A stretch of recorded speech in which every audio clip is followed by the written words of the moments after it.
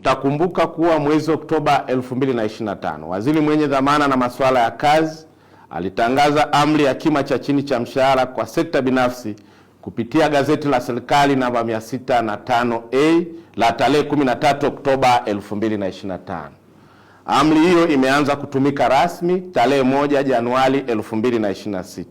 Aidha, kupitia taarifa hiyo iliyotolewa na Mheshimiwa Waziri tarehe 17 Oktoba 2025, alieleza kuwa kima cha chini cha mshahara kimeongezeka kwa wastani wa asilimia 33.4 kutoka wastani wa shilingi 275,060 hadi kufikia 358,322. Ongezeko hili ni wastani wa jumla ikilinganishwa na kima cha chini cha mshahara kilichotangazwa mwaka 2022 ambapo kimefikia ukomo wake tarehe 31 Desemba 2025.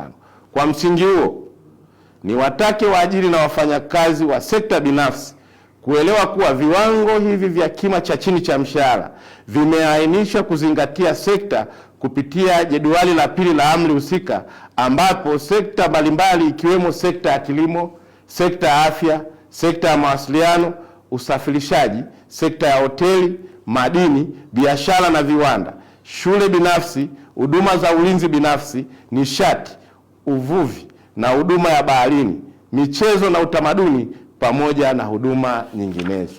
Nitumie fursa hii kuwaelekeza maafisa kazi wote nchini kuendelea kutoa elimu kwa wafanyakazi na waajiri juu ya kima cha chini cha mshahara kilichotangazwa na utekelezaji wake unavyoendelea. Aidha, nitoe wito kwa waajiri na wafanyakazi wote wa sekta binafsi nchini kuzingatia viwango vya kima cha chini cha mshahara vilivyotolewa na amri hiyo ili kuweza kuhakikisha kwamba azma ya Mheshimiwa Rais wetu Dr. Samia Suluhu Hassan za kuinua hali za wafanyakazi kama alivyofanya kwenye sekta ya umma, basi na sekta binafsi inanufaika. Kwani mchakato huu wa